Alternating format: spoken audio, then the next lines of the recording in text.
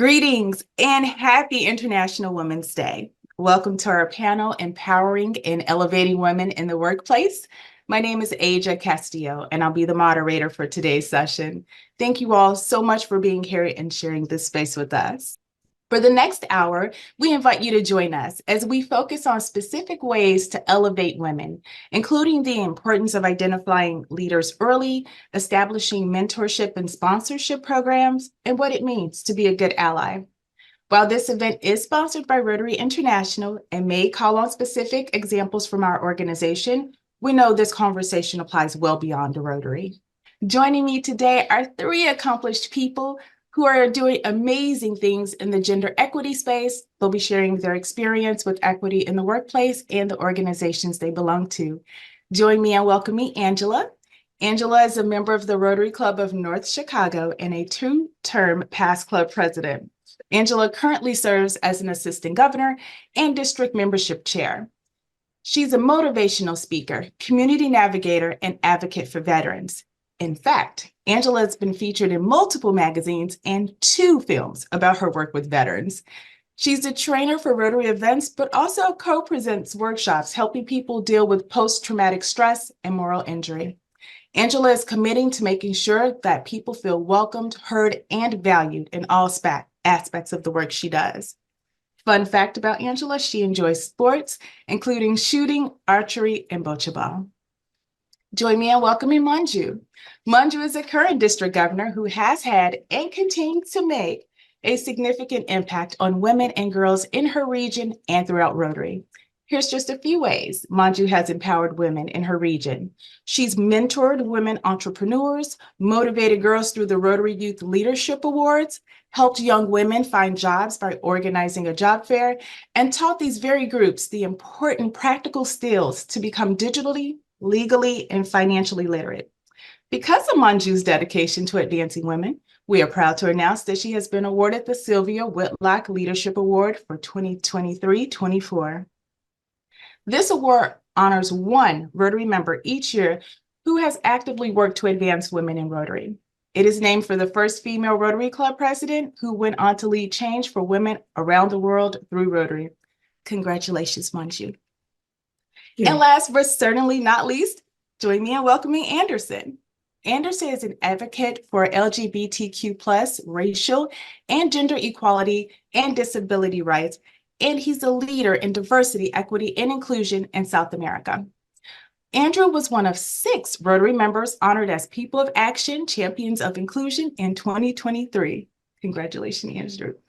He led the formation of and was the first president of the DEI committee in Brazil, which has more than 60 Rotary and Rotaract members from across the country, and has served as a model for other Rotary clubs and districts, and has been replicated in other countries. Join me once more in welcoming Angela, Manju, and Anderson to the panel. So let's start by understanding where we currently stand regarding gender equity around the world. According to the UN, they say we are not on target to achieve equity by 2030. In fact, they estimate at the current rate of progress, it'll take us 286 years from today to close gaps in legal protection and remove discriminatory laws. 140 years for women to be represented equally in positions of power and leadership in the workplace, and 47 years to achieve equal representation in national parliaments.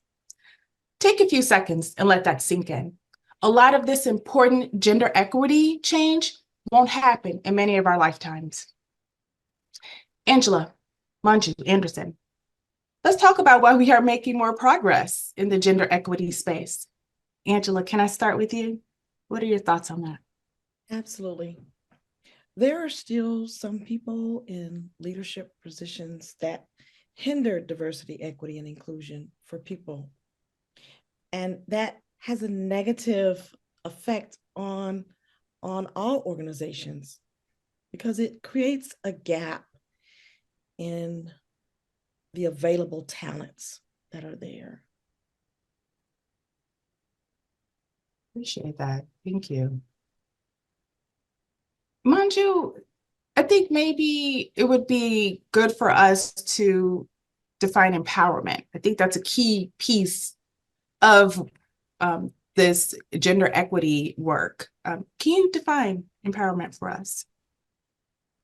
So hi, everybody, and wishing all the women participants a very, very happy International Women's Day. This is Manju Fadke. And yes, Asia, thank you for that question. I think I have a little reservation about this word called as women empowerment, because I don't think we can really empower somebody. We ourselves are not so powerful that we can actually hand in power to somebody else. What we probably should be doing is allowing people to realize their own potential, nudge them a little bit, so then they get into the mainstream. Most of the women have it in them. It's just that it is waiting to be released. So that's what I believe, that empowerment should be not empowerment, but just a process to facilitate realizing their own power. I appreciate that. I appreciate your position that power isn't afforded us from people that have power. It's actually something we can tap into internally for ourselves. Thank you. That was a little bit of a motivational speech there. I appreciate that as well. Angela, if I could come back to you for a moment or two, what do you think, in your opinion, what are some of the institutional and societal changes that need to take place for women to tap into that empowerment? Well, first and foremost, women need to be able to be self-inspired, and they have to be driven, and they have to have the strength within themselves to not let someone turn them around from what they want to accomplish. Oftentimes, you will run into roadblocks that are set up and designed to discourage you from becoming who you are in leadership. And so these are the things that, all people have to decide that they want for themselves, and that they want to continue to, work on their crafts and skills, knowledge, and abilities, and just continue to keep moving forward. But it comes from inside. So it sounds like I'm capturing a bit of a theme already. This internal work that you have to do sounds like it's really core to the gender equity work that's necessary. And then just women tapping into that on their own. Okay, I appreciate that. Thank you so much. Manju,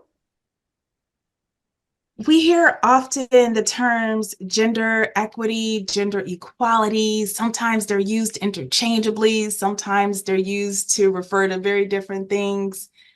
How would you define gender equity and gender equality? Equality is basically making equal opportunities available to everyone at organizational levels, at all levels, lower level, middle level, high, top level, and that's equality. But equity is more important, because then you're not just making an opportunity available to women, but you are also equipping them with the required resources, skills, insights to succeed at those positions. So you really cannot throw women in an ocean without training them to swim or giving them any gear to protect themselves, and then say, hey, look, she can't even swim. And I think equity is to ensure that she has all the resources, and also to applaud the success when she achieves it, without saying that success has come because of some untoward elements, which is not. Let us realize that she's worked hard for that and accept her success as hers. I think that is equity. Thank you. That really resonated with me. That it's more than just giving someone access or the space, right? You have to prepare them and set them up for success, whatever that looks like. I like the metaphor of the swim too. Wanted to mention that also. Thank you. Anderson, because we practice equity in this space, got a question for you. Why should everyone, regardless of their gender, care about gender equity? Right. Hello, everyone. This is Anderson. I'm a white man. I have short brown hair. I'm using glasses in a t-shirt, and behind me there's a Rotary virtual wallpaper. So, at first, we believe that exemplifying and embracing diversity, equity, and inclusion, DEI, should be a part of everything we do at Rotary. And this is so important because that's the message stated from Rotary's commitment to DEI. Empowering women creates lasting systemic change when you uplift women in each community that we are, and so creating opportunities that enhance their education, safety, health, and well-being. It has the power to transform their futures, and everybody benefits from it. You see, as men represent 74% of global members in Rotary, and we have historically taken leadership positions, the men, it's men's role to take action actively and visible advocating as real allies in this journey toward equality and equity, as I said, so everyone benefits. Thank you, Anderson. I like the part you shared about providing these opportunities for women through safety and health and education and well-being, and how powerful that is. And that obviously would go quite a bit of ways to helping these women tap into that self-empowerment and that self-purpose that Manju and Angela spoke to earlier. And I like that you mentioned that men have a role in supporting that. So thank you very much there. If we could shift a little bit, I'd like us to start talking about women in leadership. And more specifically, how to identify women that could take on those leadership roles. And not just in the workplace, but beyond the workplace as well. For the 9th consecutive year, the biggest hurdle for women to advancement in their workplace has been that first critical step to manager. For every 100 men promoted from entry level to manager, only 87 women are promoted. And sadly, this gap is trending the wrong way for women of color. In 2023, only 73 women of color were promoted to manager for every 100 men promoted. And that number is down from 2022, then 82 women of color. As a result of this broken rung, women are at a disadvantage from the very beginning and have a much harder gap to overcome. So let's talk about why there aren't more female leaders, right? Manju, can I start with you? And actually, I'd like to learn more from you about the importance of the Sylvia Whitlock Leadership Award in your own personal leadership journey. First of all, thank you, Rotary International, for bestowing this award upon me. And it has, since morning, it has given me the feeling that, now actually my work starts.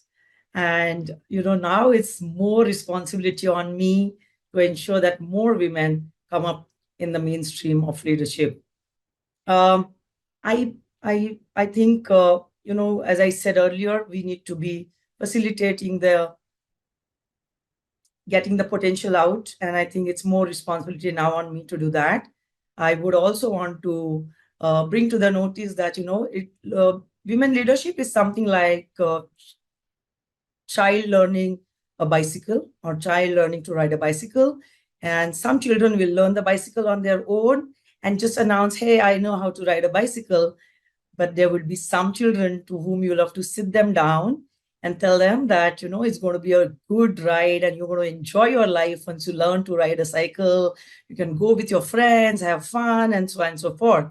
And those children will need to be cajoled into learning to ride a cycle. And I think more women need to be cajoled into taking this leadership role, telling them that it's going to be a wonderful journey of leadership once they take up that first step towards it. And I think I hope that, Sylvia Whitlock Award gives me little more in my hands to get women to believe in themselves, give them that confidence and take them up on the leadership ladder. And that's, I think, is the importance. I also want to thank the entire team at Rotary District 3131 for helping me doing this various projects. And without them, it was not possible to do this. So I want to dedicate this award to all the Rotarians from my district and other Rotarians from other districts who have helped me, my colleagues at work, and of course, the God who has given me the opportunity. I've always said that Rotarians are chosen few who have been given this opportunity to do something good for the world around them. Thank you, Manju. And actually, there were two takeaways from that for me. One was how the award, you didn't work to get the award, but instead, having received the award has created this desire in you to do more work, right? And I think that's pretty unique. And the second thing was the two types of women you identified, right? Because I think early on we were talking about self-empowerment and how it's important as women to tap into that ourselves. And I appreciate that you acknowledge that there are actually two types of women, right? One that is just kind of naturally born into those leadership roles. Sounds like maybe you. And then that second tier of women who needs that potential kind of tapped for them or encouraged to walk into that potential. Let's talk about identifying women leaders. Are we aware of, Angela, Manju, Anderson even, of any organizations that are benefiting today from women in leadership roles? And maybe are there women leaders in your communities that are leading and benefiting, those communities are benefiting from that leadership? Angela, do you mind starting? Yes. I do know of several organizations that women are leading, and one example of that organization would be the Brushwood Center at Ryerson Woods, which is here in Illinois. And the woman who is leading that organization has taken it from a very small organization to a very large organization. She's helping all types of people throughout multiple communities, not just within this county, but she's reaching out to many, many other communities in it. And she has this outlook that she wants to tap into wherever there's a need. Just like Rotary, we tap into where there's a need and provide assistance. And so she doesn't mind helping seniors or veterans or anybody. It doesn't matter. And with Rotary, I've also had the opportunity to witness women in Rotary grow into leadership positions, and they are able to be successful in those positions. A good example of that would be Jennifer Jones and Stephanie Urchek. In fact, in my own district, we have some women who are outstanding leaders. Just to name a few, Ellen Young, who started a passport club here, and she just became powerful in her own right and started this new different type of a club here in our district.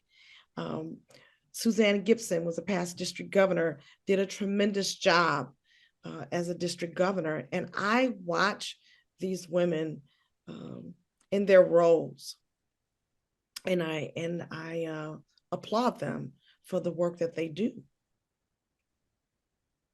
Thank you, Angela. I wish the Ryerson Woods continued success. That's an amazing example of a woman who is just giving back and leading a community. Manju. Okay, so when we talk about organization, I would like to divide this into three parts or three types of organizations, beginning with family as an organization. And I feel that when women show or exhibit their leadership skills at the family level, when the woman of the family is empowered and she feels confident, she can take the family to the next level, passing on the right messages, the right training to the children, and bringing about that vibrancy into the family. The next level is Rotary, and I've always said that Rotary is the best platform to exhibit, try, and hone your leadership skills, because it's a no-risk platform. You take up a leadership, be it a project chairmanship or the presidentship. Family members, which are your club members, are always with you. And even if you make a mistake here or there, you don't lose your job, you don't lose your income, you don't lose your respect, and you don't lose your love in the Rotary family. And I think it's a no-risk, good platform for all women to take huge advantage of. And I invite every woman to take this advantage and try whatever they want to try at the Rotary level. And I'm sure members will support a lady leadership there. And of course, then at the company's level, I think even if you really look at the scientific research, it says that even at the Fortune 500 companies or majority of the MNCs, it has been proven that whenever there are women at the top order, the efficiency of the organization grows, the profits grow by almost 30%, the efficiency goes up by almost 37%. And of course, top line, bottom line, everything it affects, because women know how to take people along. And that's exactly what they've been doing at the family level. And that's why I took family also as an organization and as an example. So that's what I feel. I appreciate the family being one of those organizations, an example.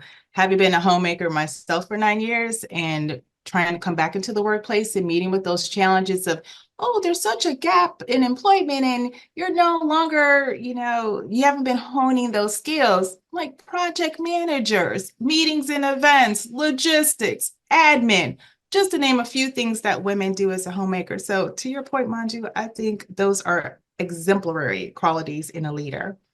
And I'm really excited to learn that Rotary is leading the way to how the rest of the world should be operating, right? Allowing you a place where success and failure are both equally as important, respected, and uplifted. So thank you for sharing that story as well, Manju. Anderson, we haven't forgotten about you. From your experience, what do you think are some of the barriers women face in their journey from leadership, leadership journey, and then how might we overcome them? Well, it's really important, and it's the right time to have this conversation with the Rotary family, because it starts to create an inclusive and supportive workplace, for example. And so women still encounter many difficulties at work and in the communities that they are. And it all begins from the local cultures. You see, frequently women are questioned about, for example, their health and their family health, because they are still in charge to take care when someone gets ill at home, or when their children need support at school. I can list a sort of things like pregnancy, childbirth, and caring for children or the elderly. They are just a few personal reasons that frequently require more women than men to take a job break. But I'd like to add another urgent action and suggest that clubs should work on to raise awareness in their communities. The brutal figures of violence against women. This is serious. In Brazil, a chilling reality unfolds every 4 hours as a woman falls victim to violence, and every single day, at least one woman tragically loses her life simply because she's a woman. This is a frightening number, increased by 2.6% in 2023 in Brazil, placing us in the 50th position in the global ranking of feminicides. Wow, Anderson, I had to take a few breaths there. That was huge. Realizing that or just even acknowledging that there are challenges outside of simply leadership in the workplace. There are society and cultural barriers, the violence that you spoke to against women. Those are real barriers for women in leadership, and just women in general. And I want to thank you for bringing that forward. And I'm sure that wasn't the easiest thing to share, but I do appreciate you just bringing it to light for us in this conversation. Thank you. Angela, since we're on the topic of challenges in leadership, right? May I ask if you're comfortable sharing some of the challenges and the triumphs? So we should celebrate successes as well. So if you feel comfortable sharing some of the challenges and the triumphs you faced along your own leadership journey. Yes. Some of the challenges are when you are dealing with people who, they have some biases, some bias, people will look at you because maybe, what you look like or what you sound like, and you can be ignored because you're in a wheelchair, or maybe you walk differently, and sometimes your voice is not taken seriously, or your voice is never heard at the table. You may not be invited to the table because of who you are. And that is a challenge in itself, that you are ignored. But successfulness occurs when a person decides that they want to continue to work hard, continue to get their voice out. In my own walk, I have learned to listen, and I've learned to study. I've learned to study an organization and just try to figure out ways to continue working within the organization. You have to remember that sometimes when a door closes, there's always a window that can be opened. And, organizations need helpers. That's a fact. So I would say that I've been successful in that I've had an opportunity to have some mentorship as well as some sponsorship. And that has allowed me to be able to continue to grow.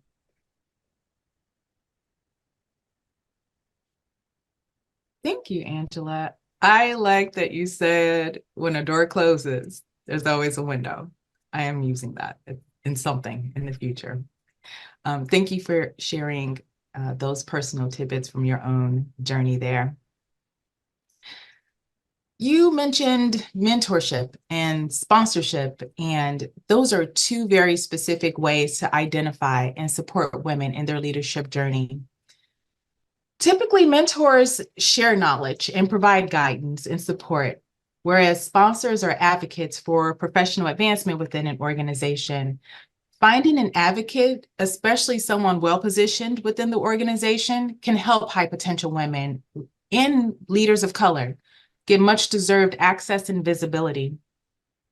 In other words, to simplify, a sponsor opens that door to opportunities for another employee, while a mentor supports and guides an employee so they can open that door for themselves, or a window, whichever may work best for you. Let's talk a bit about mentorship and sponsorship. Angela, since you kind of segued us into that, if I could start with you, how has mentorship, sponsorship made a difference for you personally, your life, your career? Having a mentor has made a very significant difference in my life. It's given me an opportunity to learn from someone who's already been there and faced challenges. In addition to them, just guiding me over some of the pits that I could fall into.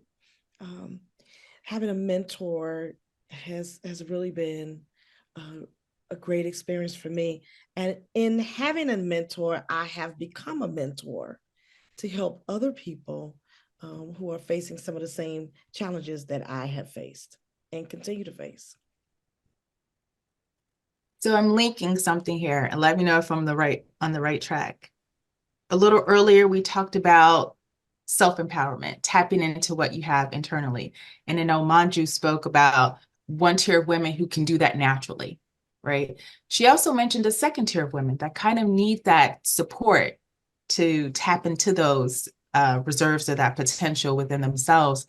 And it sounds like that's where we are with mentorship and sponsorship, helping those women recognize their potential. It's in them, but maybe they need a little bit more help to get that to the forefront. I wonder, Angela, do you think you'd be where you are, that you would have done as much as you have at this until this point if you didn't have a mentor? I do not think that I would have gotten this far without having a mentor. No. Fair enough. Thank you for answering that. Manju, I know you have had to help women tap into that potential. This award speaks for itself and says as much. But could you maybe share your self-empowerment leadership journey guiding another woman? Yeah. So coming to self-empowerment, I'm probably always been the one who speaks up. And like, Angela said that we need to be at the table, but just being at the table is one part. Then being able to speak up. And then after you have spoken, you get labeled many a times when you speak up, you get labeled as aggressive because, when the room is full of men and you're the only woman sitting in the room, and if you speak up and if you give some views, then many a times I've been labeled as aggressive, arrogant, and so on and so forth. So I've always believed that, intelligence in a woman is looked upon as aggression. And but self-empowerment comes from those experiences. If I would not speak up, who would speak up for me? And if I don't speak up for myself, how can I, make others' voices heard to the larger audience? Then I've taken all that hurt.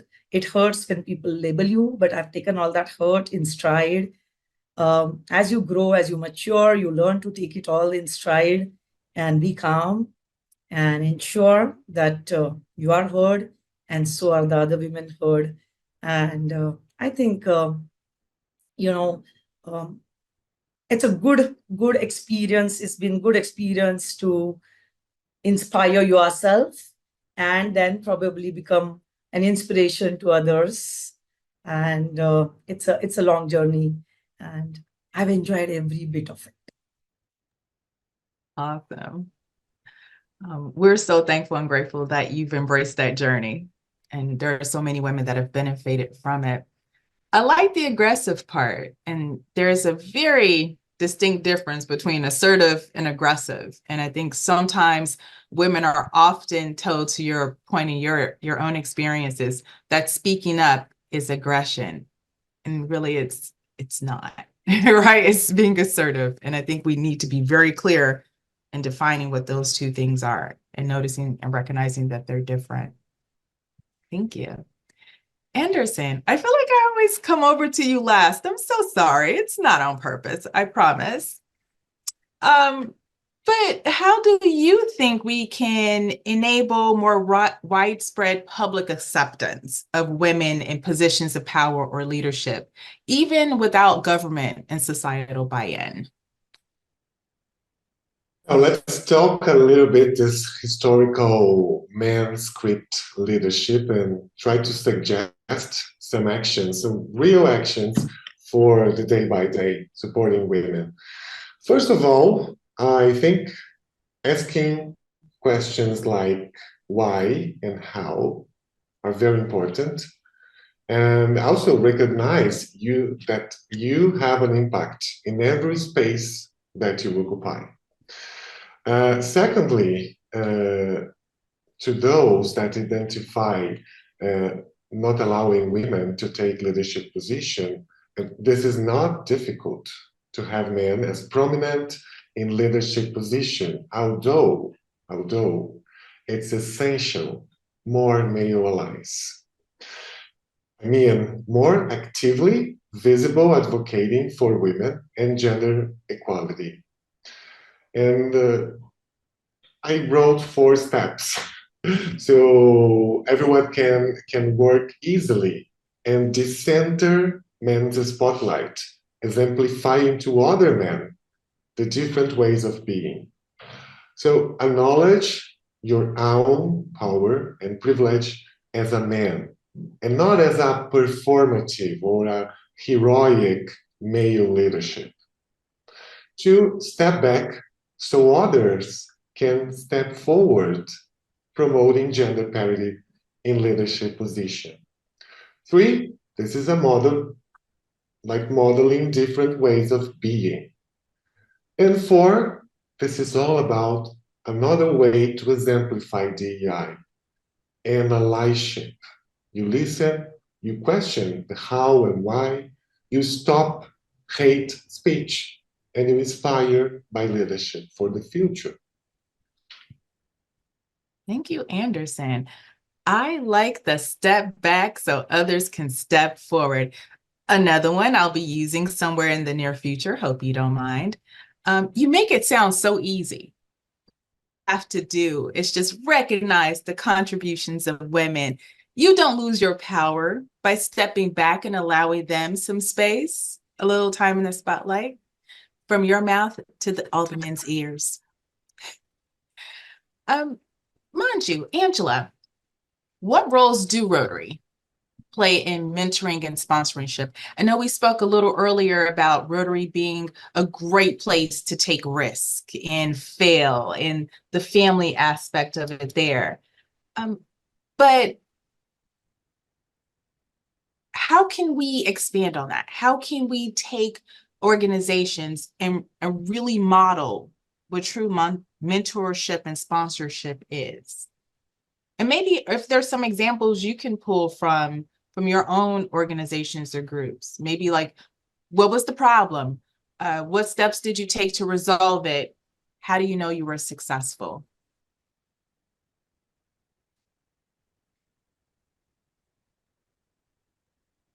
Manju, can I start with you? Is that okay? Okay, it's me. Okay.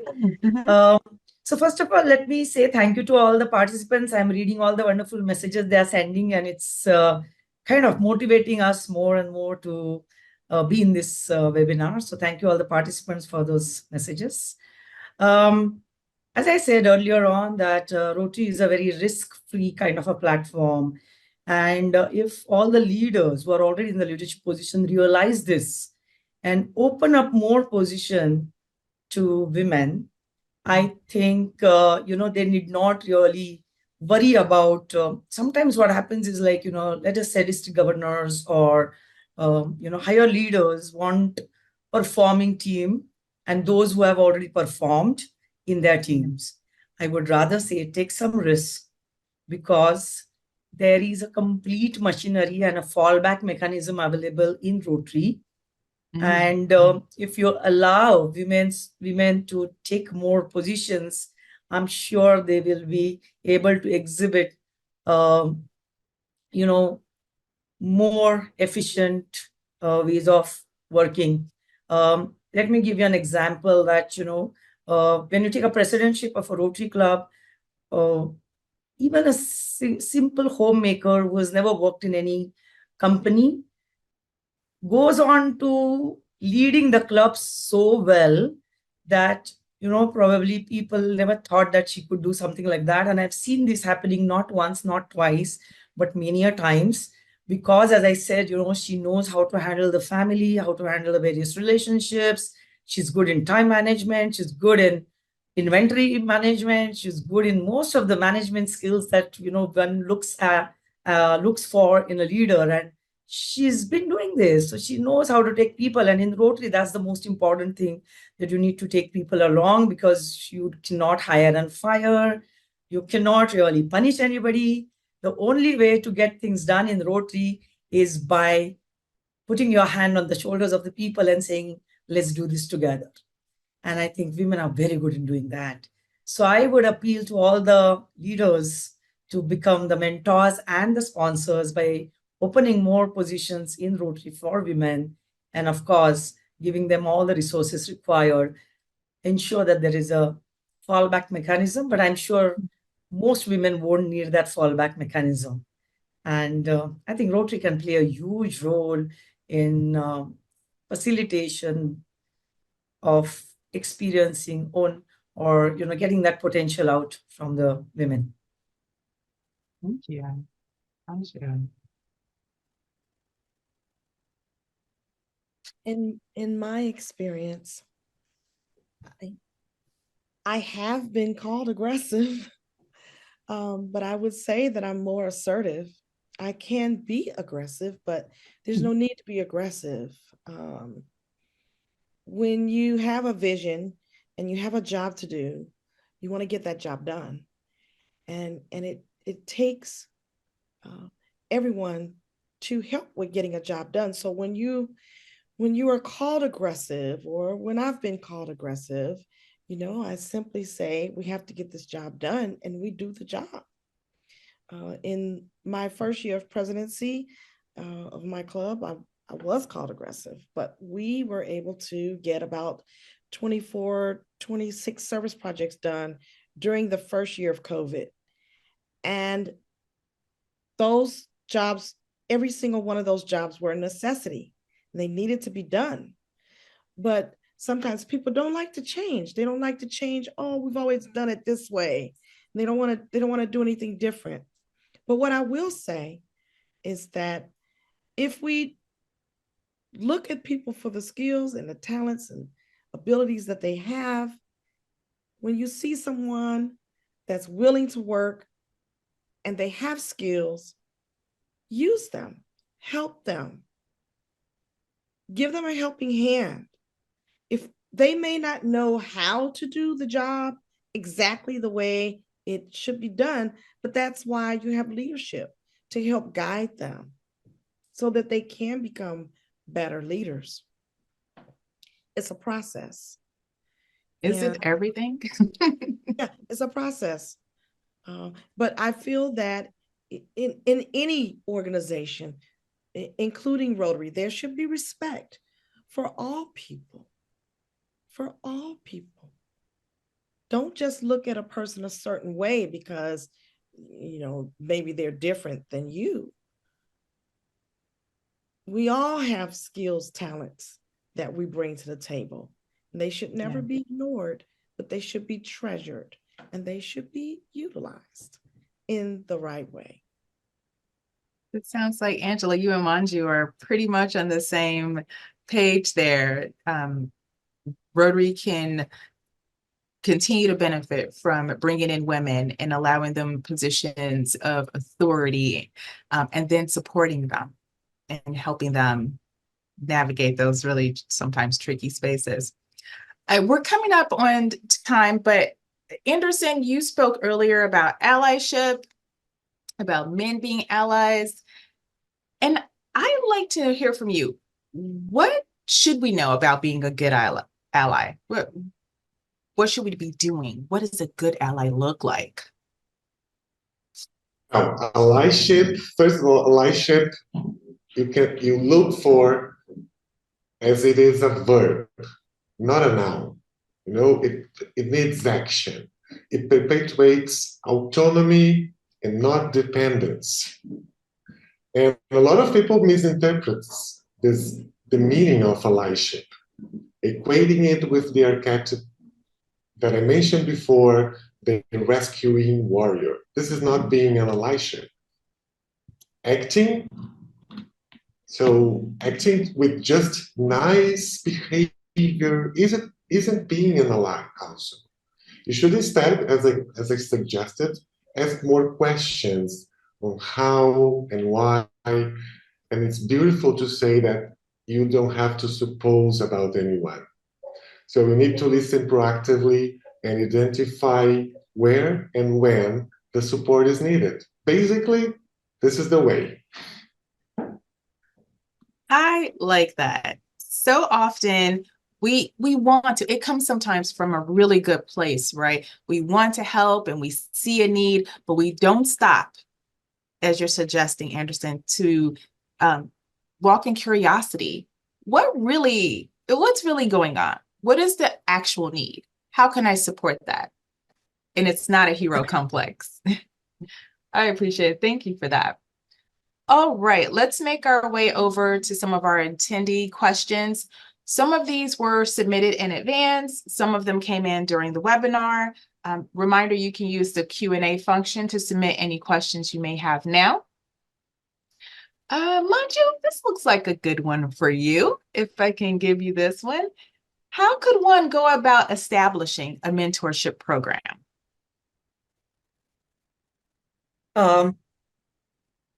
Probably it would be a very good idea to have a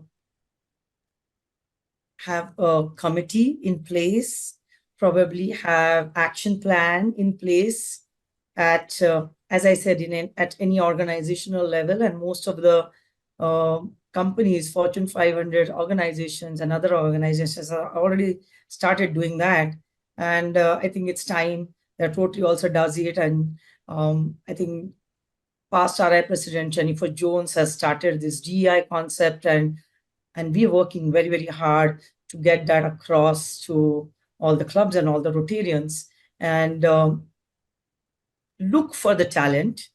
As far as my district is concerned, I wish to have a women leadership development workshop being conducted for such women who we feel that, want to go that one step ahead and have it in them. And then they become your mouthpieces for making more women come up and accept this challenges of being a leadership. And as I said, there are challenges for women leadership, and sometimes you feel vulnerable. But I want to tell all women that it's okay to feel vulnerable, because that's probably something very, very unique to being a woman. And we don't want to lose that uniqueness of being a woman. So, encourage feeling vulnerable, but still have that confidence that you can come out of it. You don't have to be men-like. You can be very, very women-like, and you still can be, doing a great job. So mentorship program, I think, should have all these angles considered and have, as I said, a very strategic. I think we maybe lost Manju, but I want to just thank her for that, because it sounds like, oh, are you back? Yeah, sorry. All right, no worries. Thank you, Manju. I appreciate that share. It sounds like more formal mentorship programs is probably a way to go. And that would just show more support for mentorship and sponsorship. So that's really important.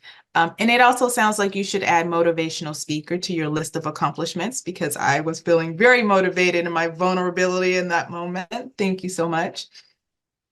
Anderson, if I could, do you think we should abandon the idea of this voices at the table, right? And in order to really make meaningful impact, should we instead focus on the voices that aren't at the table? Well, we are embracing our local culture's perspective. We are asked every time to look for and to listen and to see who are the person in our communities. And by that, we should embrace and welcome everyone as a Rotary family in our clubs, for example. So when you work for that, you were working for gender parity that we are discussing today. And so we have to learn how to listen everyone's opinion to make a decision. You know, work on your yearly club planning, establishing gender parity goals, at least one project to empowering women and girls, and work for that. This is also listening everyone. So it sounds like that's already a really important part of what your DEI committee is doing. It's tapping into those voices that aren't there. I Yes. appreciate that. Angela. So the question is, my Rotary zone rejects the idea of me joining the zone membership committee, despite my track record of recruiting the most members in my entire district. The leadership is still composed of old men who fear change. How do I overcome this as a person of color? Well, to overcome means that you have to keep going and not focus on those people, but focus on the work at hand. So I would suggest to continue bringing in more members, because the more members you bring in, you also bring in more opportunity for change, more voices that want change. I feel that Rotary clubs will die out if they don't listen to the younger people coming in. Because young people, you know, there are some people that just won't put up with this old-fashioned way of doing things and old-fashioned ways of thinking. But everything must change. So I would encourage this person to continue working, doing the work that they're doing, and to just continue to focus on trying to make change in finding other people that will work alongside him or her to bring about change.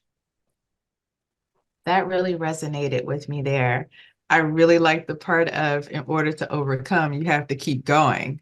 It's like, yeah, that's how you overcome. Definitely. Thank you for that perspective.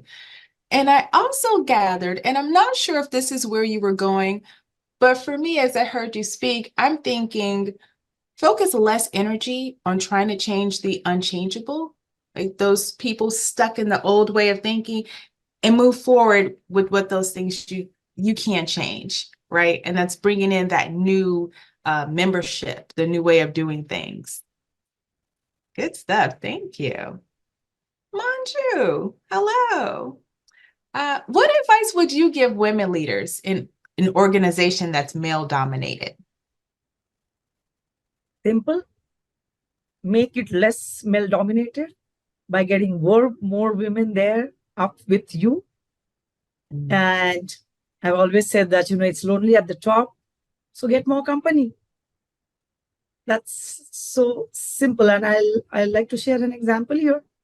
I got a call once from one 16-year-old, and she said, you know what, I wanted to tell you that you were with us just 6 months back, and you said, don't wait for yourself to grow older to start your own, or, you know, to get your dreams into reality. And she said, I've been thinking of starting martial art classes. And I said, why wait? And she started the classes right away while she was in the 9th standard, which is around 15 years of age that time. And she said, now I'm running a big business and I'm earning a lot of money by teaching martial arts to my friends and the girls around, and also the women. And I think, you know, more you get on the top and more leaders you create like this, because people look up to you. And I think we better live up to their expectations and get them there, make it less male dominated, get more people to the top, and enjoy the view, because the view is really good from the top. Love it. Love it. Thank you, Manju. One last question before we wrap up today's discussion. I'd like each of you to share one thing that we our audience can do to make a positive impact on gender equity in the workplace, in their professional organizations, in political groups, wherever it is. That one thing. Why don't we start with Anderson? I always feel like Anderson's like, Anderson, can we start with you? Well, I'd like to repeat, step back so others can move forward. I love it. It's one of my favorites. Thank you, Anderson. Angela, what would your one piece of advice be? I would say that people should have an open mind and open up the door and let people in. Okay. And Manju. I think we should shed the stereotyping. Don't decide what is the role of a woman in the society or what is the role of a man in the society. Just shedding those stereotypes, I think you will all open up our minds and, accept people for what they are, irrespective of the gender. And I think, whenever I think of anything, it comes naturally to me that I do not consider a gender of a person when I deal with them. And I would want each one of us to follow that. Just ignore the gender, look at the person for what he or she is. And I think we are on our way to a gender equality. And if we are all on our way, I don't think it'll take 240 years, as you said, Reja. It should take far lesser. I hope so. I hope so. And one phrase that I've come across once is we have to stop looking at leadership as though it's dessert. It's not pie, right? You don't lose a slice because you give away. Want to thank all of our panelists, your perspectives, your stories, just the amount of energy you brought to the space. I'm so grateful. I'm so thankful. I also want to thank all of those that joined us for the thought-provoking questions. We appreciate your participation. I hope you all can take something from today's webinar, and if it's just one thing, to use it to impact gender equity. Thank you all again.